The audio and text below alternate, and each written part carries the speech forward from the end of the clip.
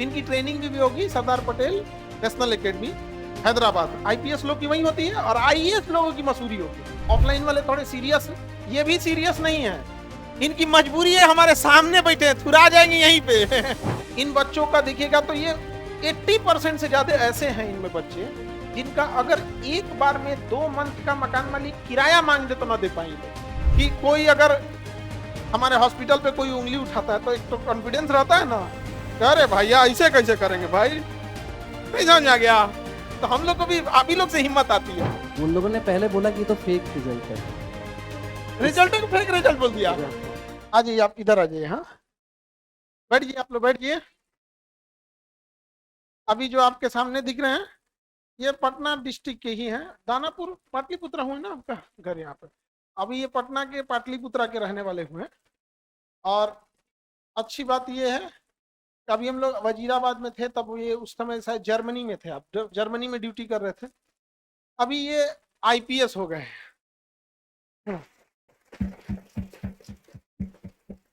अब क्या है कि यूपीएससी बहुत वो भी कर दी ना, ऑप्शंस दे दिए आपको, आईपीएस, आईआरएस, तो आईएएस, ये सब बहुत चीजें होती हैं।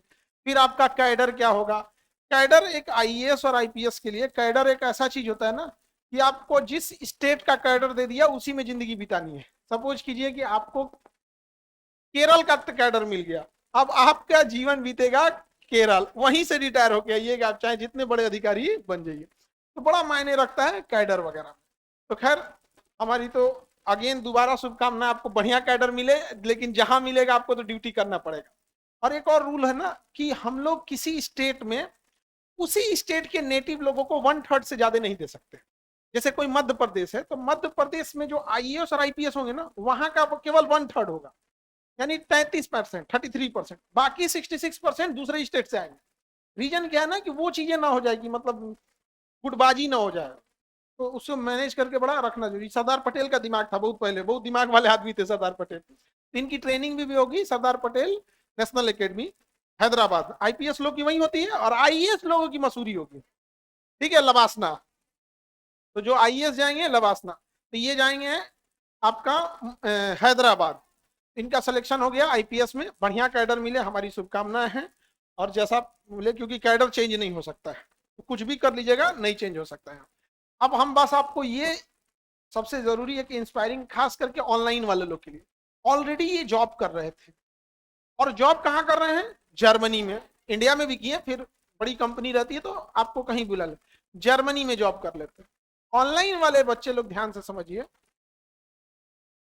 कि जो बच्चे ऑनलाइन में हैं, जो लापरवाही करते हैं, जरा सोच के देखिएगा कि अगर ऑनलाइन नहीं रहे कोई चीज, तो कोई गांव में बैठा है, कोई दूर दराज बैठा है, या ये जर्मनी में थे, वहां तक तो जा ही नहीं सकते। तो ऑनलाइन वाले लोग आप हल्के में मत लीजिएगा इस चीज को, कई बार वो मजाक कर लेते हैं। ऑफलाइन वाले थोड़े सीरियस, ये भी सीरियस नहीं है, इनकी मजबूरी है, हमारे सामने बैठे हैं, थुरा जाएंगे यहीं पे। है तो ये भी सीरियस नहीं। जिस दिन इनकी तबीयत खराब हुई या घर गए तो ये भी ऑनलाइन में आ जाते हैं, तो सीरियस तो ये भी नहीं रहते।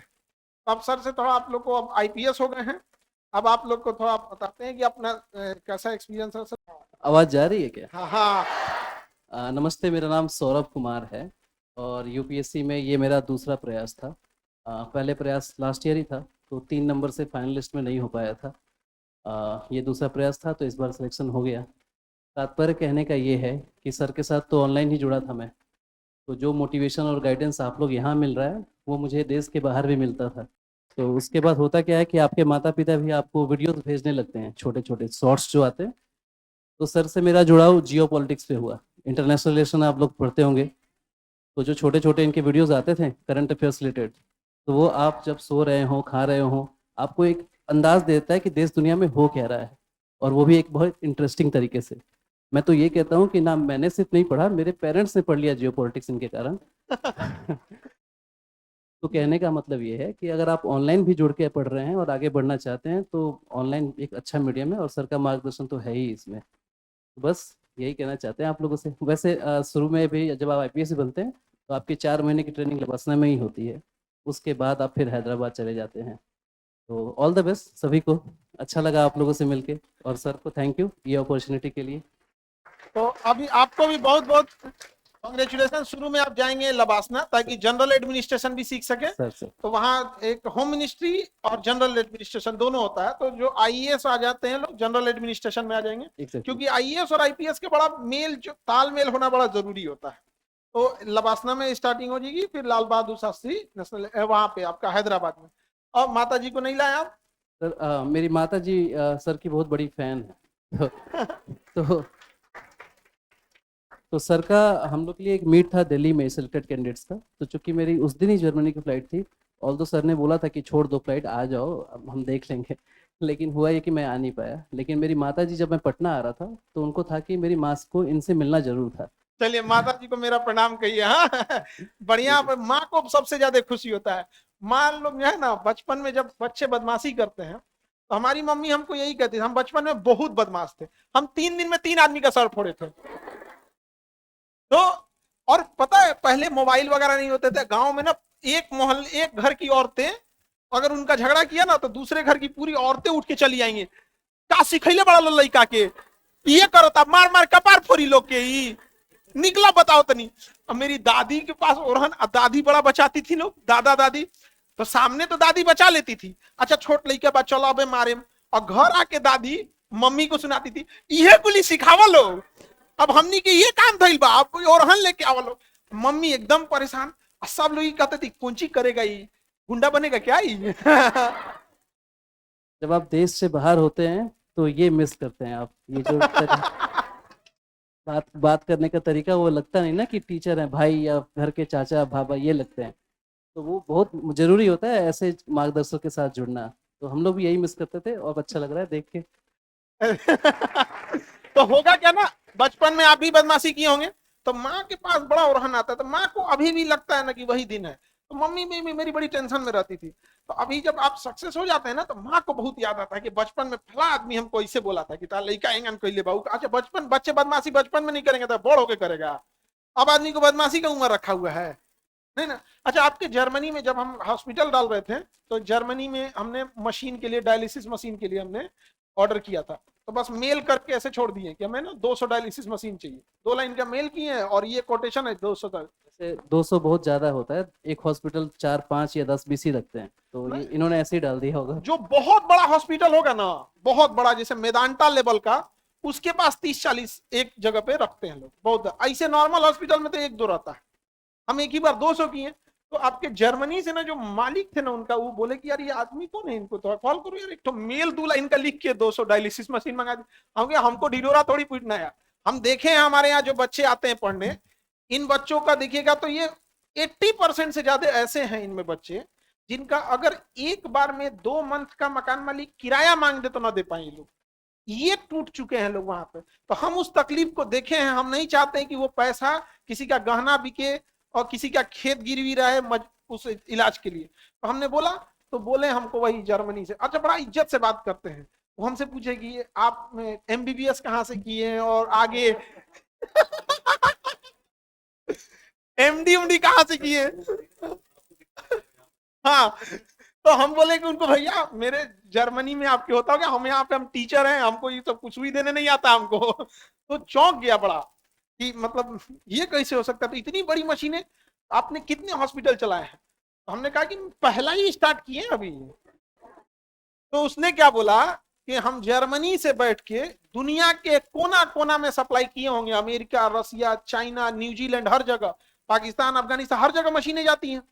लेकिन कोई इंसान पहला हॉस्पिटल जिसका खुद डॉक्टर नहीं है, पहला हॉस्पिटल डाल रहा है, इतना बड़ा रिस्क ले रहा है। 200 चलेगा कि नहीं चलेगा, हम क्या टेंशन नहीं लिए, दौड़ेगा यहाँ। अब हमें ताकत कहां से आती है? हमें ताकत आप जैसे लोगों से आती है, हमें ताकत इनसे आती है। कल को आईपीएस बनेंगे, कल को कोई अगर मान के चलिए कि कोई अगर हमारे हॉस्पिटल पे कोई उंगली उठाता है, तो एक तो कॉन्फिडेंस रहता है ना, अरे भैया ऐसे कैसे करेंगे भाई, नहीं समझ आ गया। तो हम लोग को भी आप ही लोग से हिम्मत आती है। और यंग जनरेशन जो आज जा रही है ना आईपीएस आईएएस में, वो एक समाज की छवि बदल रही है।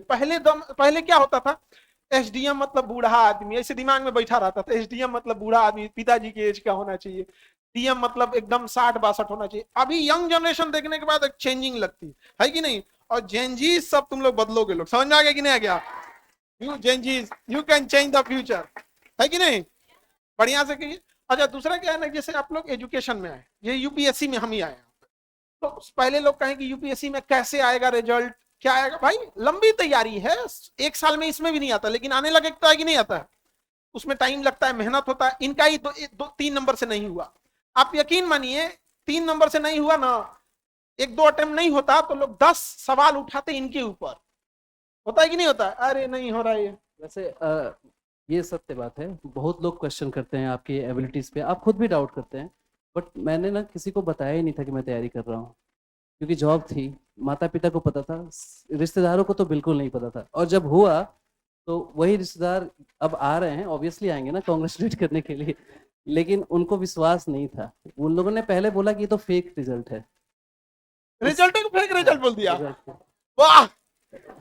बोल दिया कि, और हुआ सर, दरभंगा में मेरे नाम का एक निकल गया, क्योंकि सौरभ झा है उनका आया है। अब मेरे रिश्तेदारों को सिर्फ वही दिखने लगा, मुझे लगा कि मेरी जीत की खुशी से ज्यादा मेरे हार की कोशिश थी उनकी कि हो जाए, तो ऐसा होता है। वो डर था हम लोगों को, आधा दिन तो 2-3 दिन तो मनाने में ये लग गया कि नहीं भाई मेरा ही है। ये बहुत खराब, पता है आईपीएस में शक कर रहा है लोग, है कि नहीं। खैर वर्दी पहन के आइएगा तब समझ में आएगा, भाई देख लो भैया हम ही हैं यहाँ पे, सर्टिफिकेट नहीं देखो, फेस टू फेस देखो यहाँ पर। तो ये अच्छी चीज है। हम बस ये कहेंगे कि आप लोग भी यहाँ आइए।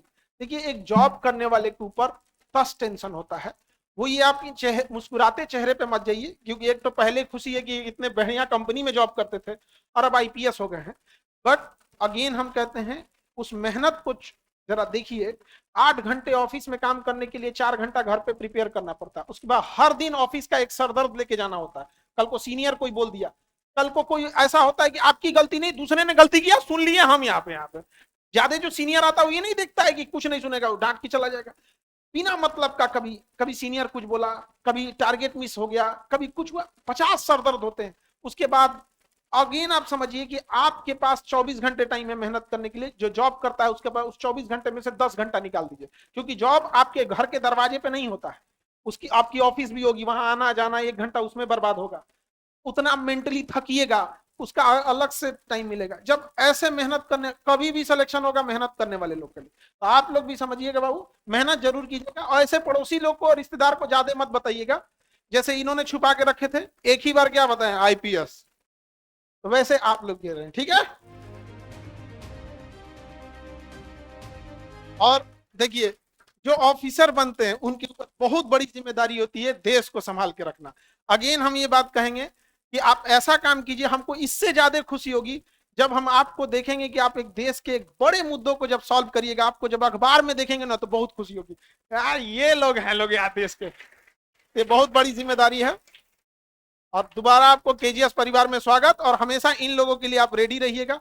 कभी ये लोग अच्छा से, कभी इन लोग का जैसे मेंस का हुआ, कोई कॉपी अच्छा चेक करे तो आपको हम जरूर भेजेंगे। आप उस बिजी शेड्यूल में थोड़ा रिमार्क दे दीजिएगा, उससे होगा क्या कि इन्हें भी लगेगा कि नहीं एक मेरे बड़े भैया हैं जो ये कर, बड़ा उसका पॉजिटिव जेस्चर जाता है इन बच्चों को। ठीक है, तो एक बार स्वागत, और आपके बीच आईपीएस आ गए। ठीक है, बहुत बहुत थैंक यू।